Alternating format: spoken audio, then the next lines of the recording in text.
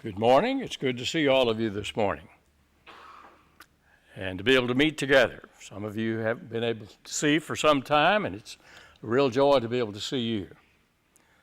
This has been a good week, in spite of the fact we have unrest in our nation. Also, the virus continues to keep going around. It's still active. It hadn't gone away. We've had some good news by seeing people obey the gospel. It's good to see Miss Margie the other night and to see Freddie baptize her, and also this morning Dalen and Steve baptized her. And that's the way we're going to change the world, is one conversion at a time. When people develop the mind of Christ and realize a lot of the things that are going on in our society, Christ has always been the answer. He's been the last place that a lot of people have looked, and some haven't given him the time of day, and yet he still has the answers. He has the answers dealing with our subject today. That's the subject of the family. We're continuing a series that we began last week, and we'll put that on the screen. We appreciate those who may be joining us via live stream, and we've had people from different states and even some foreign countries watch that. We appreciate that, especially those of you who are in a different time zone and have to make an adjustment for that. And so today we're talking about marriage through the eyes of God. The concept of marriage, the home, the family, is not of mere human origin. We need to understand that marriage and family exist because it was the purpose of God from the very beginning that it should be that way. The home is a divine institution. It cannot be properly appreciated until it's viewed like that. So let's try to take our own view, whatever it might be, and try to see it from God's viewpoint. That's the way we need to see it. God created Adam and Eve, and he declared way back there in Genesis chapter 3, and I'm reading here from the New International Version, chapter 2 rather, and verse 8. And in that passage it says, "Now the Lord God had planted a garden in the east in Eden, and there he put the man he had formed." Eve was created, the Bible tells us, to be a fitting complement, a help meet suitable for him.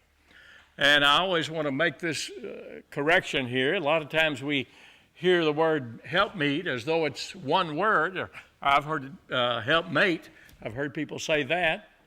Those may be true in some ways, but the word meet is a separate word. There are two words, help, meet, and the word meet means suitable.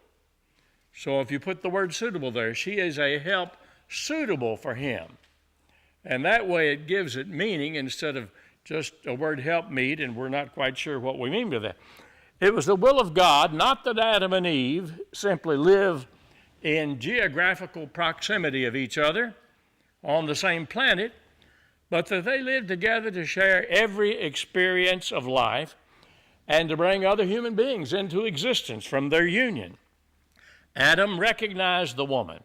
And let's look at what it says in Genesis chapter 2 and verse 23 and 24. "And Adam said, This is now bone of my bones and flesh of my flesh. She shall be called woman, because she was taken out of man. Therefore a man shall leave his father and mother and be joined to his wife, and they shall become one flesh." Now, we heard read this morning, what God has joined together, let not man separate, or I still like the King James on that, whatsoever God has joined together, let not man put asunder. Man's not to do that. God has protected the sanctity of marriage in every generation. He's given laws which forbid coveting a neighbor's spouse. He plainly declared, "I hate putting away," Malachi 2:16, divorce. He said, some translations use the word divorce there. And he said it was God's will, let marriage be held in honor among all, and the bed undefiled. For fornicators and adulterers God shall judge, Hebrews 13 and verse 4. And so he demands that parents assume not only biological but also spiritual responsibility for their offspring, so as to set their feet firmly in paths of righteousness. Train up a child in the way he should go. Now, there's been a rejection, a pretty big rejection of God's divine purpose and nature for the home. Mankind has lost that noble concept of the origin and the design and purpose of the home, and we need to be continually reminded, especially in the day and age when there are so many attacks being made on the family and on the home. Some sociologists are saying that the family as such is obsolete, and it needs to be replaced by some other form of interpersonal relationship or arrangement. You know, communists said that a long time ago when they tried their commune-type living, and it didn't work out. Feminists demanding the traditional home with the man as the head of the house. They're demanding that that be abolished, and communal living is taking place in a lot of places. Already being tried where a child may have 5 parents. I've seen that advocated by people, and all kinds of different arrangements other than the one God gave. And so are we on our way to group living instead of God's design, instead of family living? Do you see what's going on there? Do you see how highly God recognized marriage? How high a pedestal he put it on, how important he made it, and his design for it, and how low humans are treating it. We've got to see that contrast, and you can't miss it. More than one Hollywood personality has described marriage as just a piece of paper. Just a piece of paper. So's your paycheck.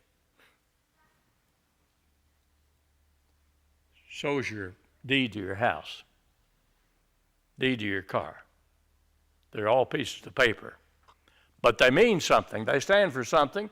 And your marriage license represents a vow that you made before God and before other witnesses, and done by an official representing the state of whatever state you live in. And so it's a legal document of the vows that you made when you became married, before witnesses and a representative. So when they're describing it, marriage just a piece of paper, they mean by that it's worthless. Now, just because people are treating it like that doesn't mean it's so. They're wrong. They're wrong about that, just like your paycheck and your deed to your house, all of that. They're not just pieces of paper. They're on paper, but they mean far more than just a piece of paper. So enough of that kind of foolishness we hear. All of this purported uncertainty about the home and the efforts to try to overthrow it are traceable directly to man's sinfulness. That's where it goes to. Sin has warped his thinking, striking out and destroying one of the most effective means of God to bring him stability and to bring him righteousness. And that's what it is. It's about preparing people for heaven, and God designed the home with that in mind. That's a good way to help get to heaven if we follow the Lord's will. But now let's look at this quote here. We mentioned some of the Hollywood people from Shirley Maclaine. She's been famous. She's made over 70 movies. Some of them she won awards for, and nearly everybody has heard of her. She's also an author, written some books. She has some far-out ideas, I believe, as they relate to the Bible. Believes in reincarnation. Here's what she said back in the early 70s in Look magazine. I don't think it's desirable to conform to having one mate and for those two people to raise children. But everyone believes that's the ideal. They go around frustrated most of their lives because they can't find one mate. But who said that that's the natural basic personality of man? To whom does monogamy make sense? To a muskrat, maybe. This is not the natural behavior pattern of a human individual. People who behave that way are operating out of a repressive culture, out of Christian doctrine, out of thou shalt not commit adultery, one of the 10 Commandments. End of quote. Right there you have a classic statement of outright rejection of the Word of God and its clear instructions as you're likely to ever come across. She ridicules the idea. Who said that that's God said that's the natural state? So when she said, who said, she's making a direct attack on God. Where did she get the right to define what's natural? She went ahead to say that this is not the natural behavior pattern. Well, if some people aren't following it, does that make it right? No, of course not. And so she goes ahead and says all of that.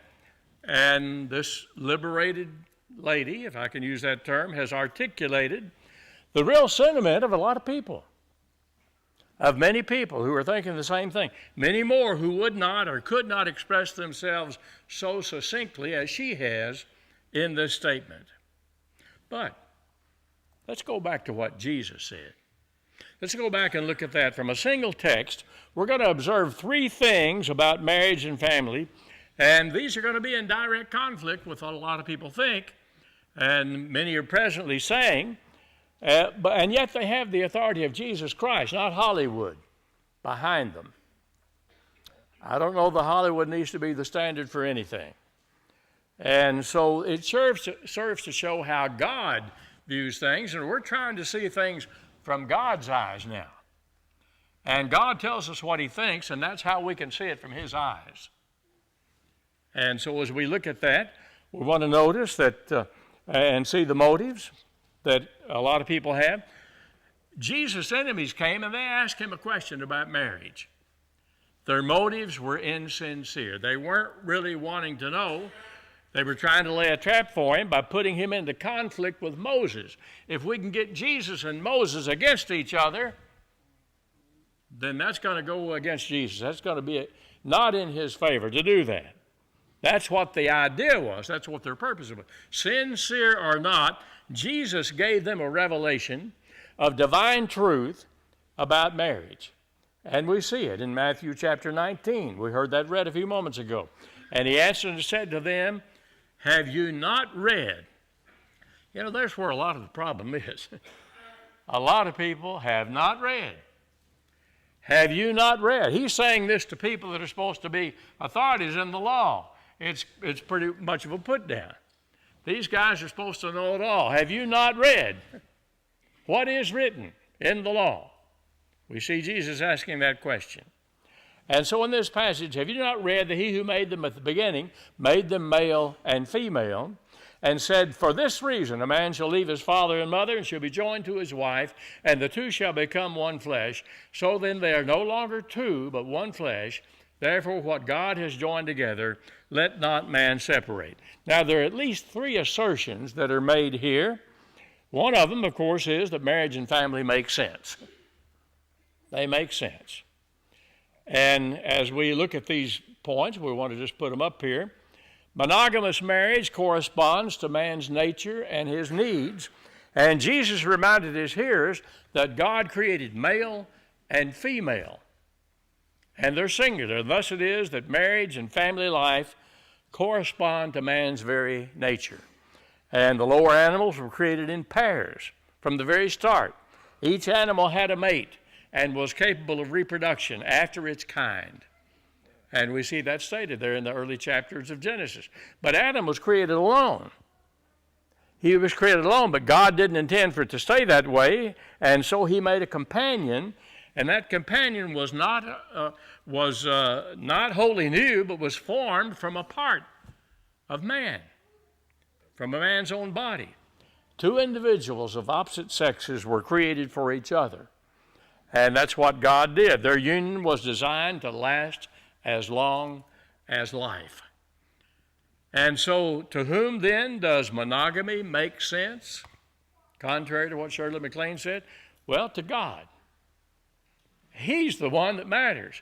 He's the one that knows best. He's the one that knows everything.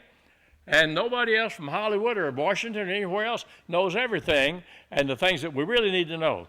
And so to God and right-thinking people, God didn't make man to be a playboy or a woman to be a play toy, but to be loved and to cherished. So, marriage must be based on love, and that's our second point here.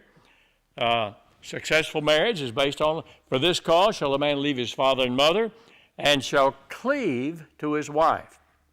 The word translated cleave, kaleo, starting with a K, K-O-L-L-A-O, means to fasten. It means to fasten. It implies a union that nothing can dissolve, and the tie of a husband and wife is stronger than the tie between parent and children. A husband is to give himself for his wife if need be. And so it's the symbol of the union of Christ and church. You ever notice that in Ephesians chapter 5? Let's look at it in chapter 5, and beginning at verse 22 of Ephesians, and we'll go through 24. Ephesians 5 and verse 22, wives, be in subjection unto your own husbands, as unto the Lord. For the husband is the head of the wife, as Christ also is the head of the church, being himself the Savior of the body. But as the church is subject to Christ, so let wives be also to their husbands in everything. Husbands, love your wives, even as Christ also loved the church and gave himself up for it, that he might sanctify it, having cleansed it with the washing of water by the word, that he might present the church to himself, a glorious church, not having spot or wrinkle or any such thing, but that it should be holy and without blemish. We read a little farther than we said, but we wanted to include all those verses. I realize that there's some people get married just because of physical desire. Sometimes a woman will marry to escape a cruel father. Sometimes people will get married because of financial security that it brings. Others marry and then they adopt the feminist philosophy, like we just read about from Shirley Maclaine. It's the divine will that a man and woman become husband and wife for love to grow. Now, you may be asking, what about in the Old Testament when marriages were prearranged and you didn't get a chance to fall in love with anybody? You got married and then fell in love. It applied then too. What we learn from that is that that love can be learned, and it's commanded. God never commanded anything that people could not do. They couldn't learn. So husbands to love their wives, even in a society where you don't get to court before you get married. In Old Testament times, they got married and then they courted, and God made provision for that. A man was not to have to go to war for a year after he got married, that he may cheer up his wife, it says. So that implies that she's kind of in a strange situation, especially when she comes a long way from home, like Rebecca did. She's brought down there to meet Isaac. He's out there in the field. First time she sees him, this is the guy she's going to marry. And yet, Isaac and Rebecca loved each other. They had some problems. We understand that. But they still loved each other. And that was God's will. God joined them together. And that was God's will, even in a time when marriages were being prearranged by the parents. And so today we have the opportunity to court and all of that and to fall in love first. But we made the point here that successful marriage is based on true love, and love is commanded, so it can be learned. But let's notice the third part of that, and that is that marriage involves a permanent commitment. What God has joined together, let not man put asunder. The idea is that two people can get married, and if it doesn't work out, we can trade that one in for another one. That's kind of the idea today. It's foreign to the will of God. And so divorce and remarriage is not a part of God's will. He made an exception. He allowed in extreme cases of sexual unfaithfulness, and we'll look at those verses. We see in Matthew 5, Jesus says, "But I say to you that whosoever divorces his wife for any reason except sexual immorality causes her to commit adultery, and whoever marries a woman who is divorced commits adultery." Then in Matthew 19, "And I say to you, whosoever divorces his wife except for sexual immorality and marries another commits adultery. And whoever marries her who is divorced commits adultery."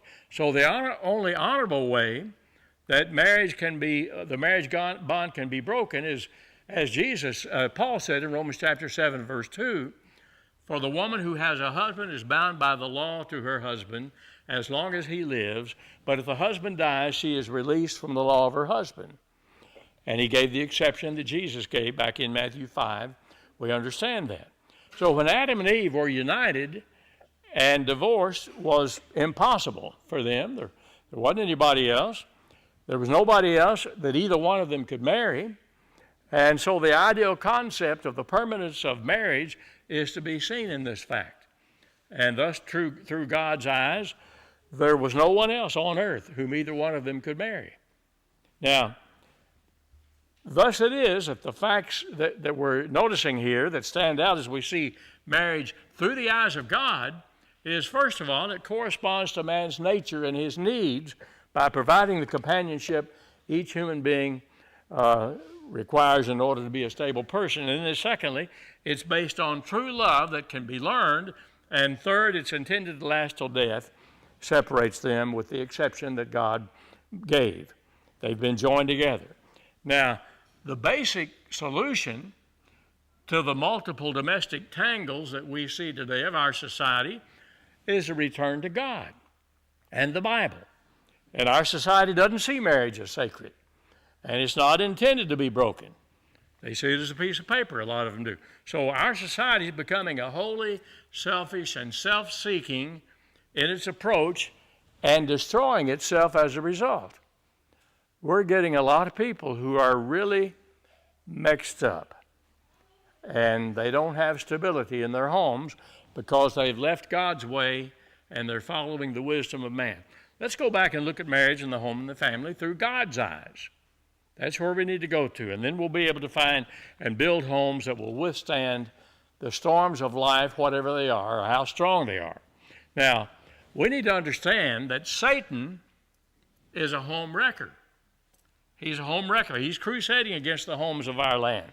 Peter says, be watchful, be vigilant, for Satan, our adversary, goes about as a roaring lion, seeking whom he may devour. And we're told to resist him.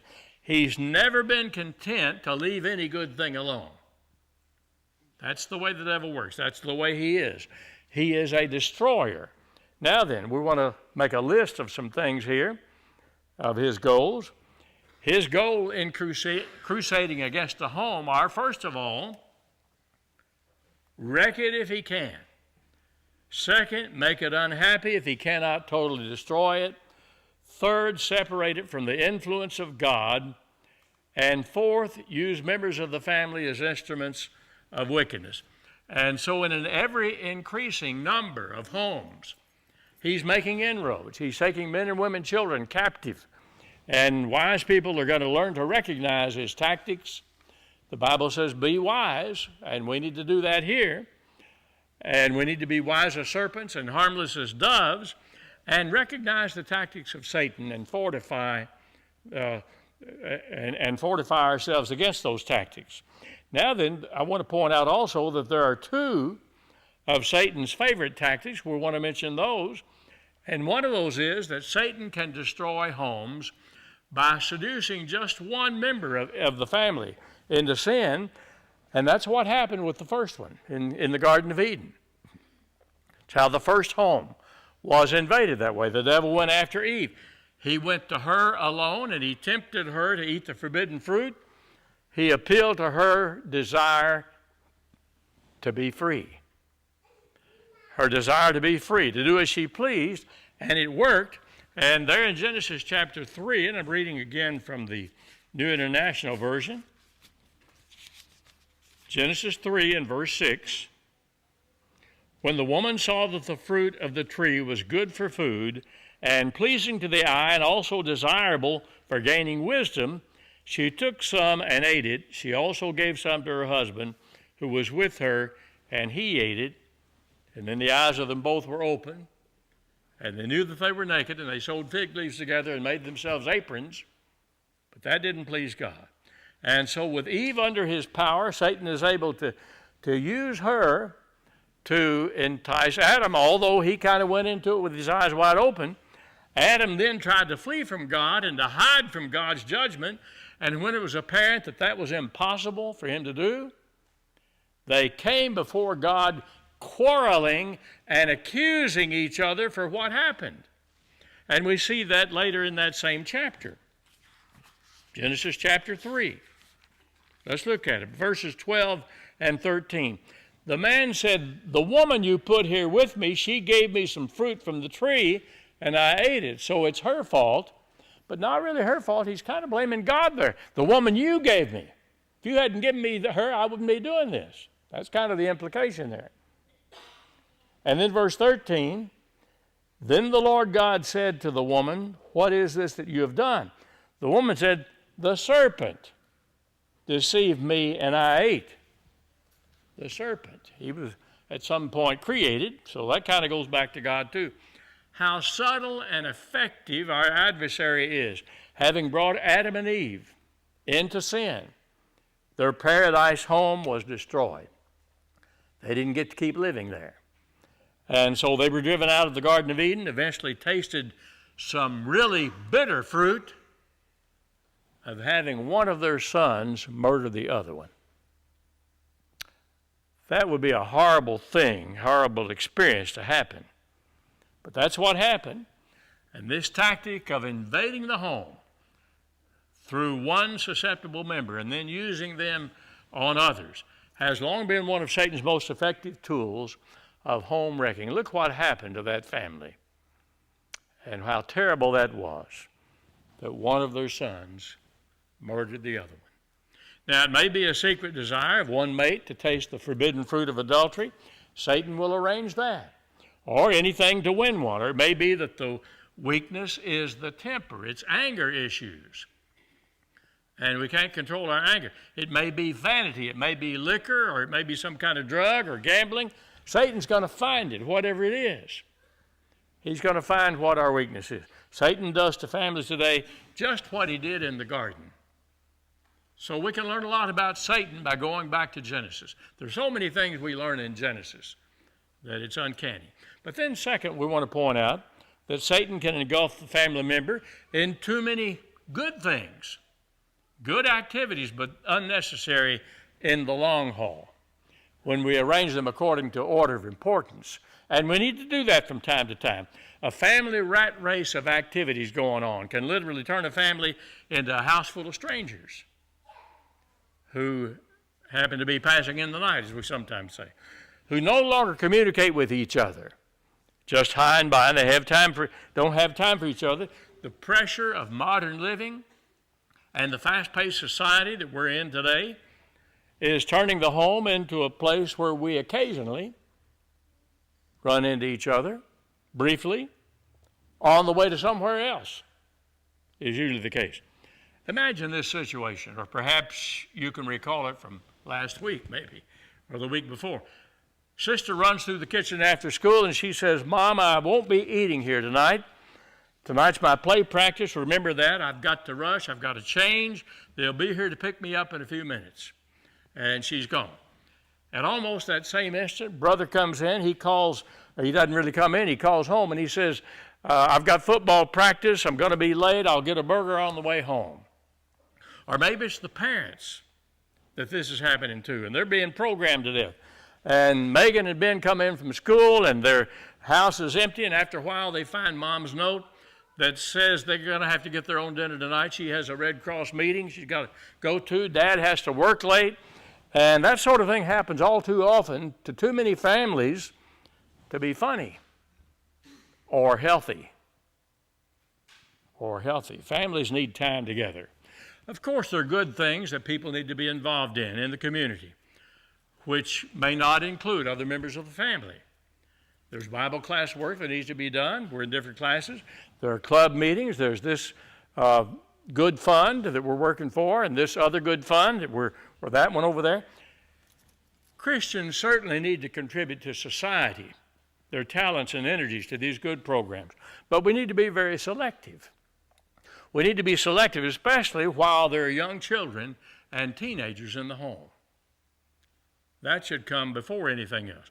It would be wonderful if we all had eyes to see the greatness, if we could see that in the commonplace events of our lives, and to see that. Maybe the things we spend most of our time on doing maybe aren't all that important, and some of them may not be important at all when you look at the big picture. And so what families want and what they need may not be the same. But what they want and need most is a father, his time, his love, his presence, his help. More and more mothers are working. They believe they can give children special things that they had to do without. They want to do that. More fashionable clothes, a car. I don't know when that started. None of my peers, when I was growing up, had a car, maybe one or two. I remember at school, you didn't see many cars, but you saw a whole row of bicycles. You saw that. And somewhere along the line, we decided, and certainly a second income is nice. We're not saying anything about that. A mother can provide some things for a family when her children are at home that money cannot begin to buy. And maybe we need to go back and start looking at it like that. One of the saddest stories in the Bible, in the Old Testament, of Samuel and his two sons. He was a godly man who did a lot of good for Israel. But when his sons grew up, they became the vilest two men in the land of Israel, and they walked not in Samuel's ways, but they turned aside after lucre. They took bribes. They perverted justice. You can read about it in 1 Samuel chapter 8, about verse 3 or so. Samuel became too busy tending to everybody else's problems that he forgot his responsibility to his own family. And children won't wait till it's convenient to raise them. You cannot put children on hold at a certain age and expect them to stay that age until you get everything wiped off your slate and it's convenient to tend to them and to raise them. They're going to keep growing, whether you pay attention to them or not. They're going to keep on growing, and somebody or something is going to raise them. A lot of times the TV or video games, they get raised by that, and they're going to grow up with or without your time and training, if that is the case. So don't let that happen. If it can happen to a good man like Samuel, it can happen to any of us. We're going to close there and finish up. We're going to continue our series for the next week or two at least and talk about the family and the home. And I hope these are beneficial to you. God was the one who designed this. It's certainly good to listen to what God says, and there's something about it that has the ring of truth when we look at all the things that are being tried by men that don't involve God. This morning, if you haven't obeyed the gospel of Christ, you have a wonderful opportunity that God has given. It's an opportunity that not any of us, none of us deserve. And that's to be saved and to avoid a whole lot of heartache and headache in this life, to follow the Lord's way. If you haven't repented and been baptized into Christ, today would be a good day for you to do that. If you've been intending to do it and putting it off, you need to realize that the present is all you have. You don't have tomorrow. That's not guaranteed. And so you need to do it while you have time and opportunity. Those who follow the wisdom that's set down in the Scriptures will do that. If you need to obey the gospel or need to come back to the Lord today, we hope you'll do that as we stand and sing the hymn that's been selected for your encouragement.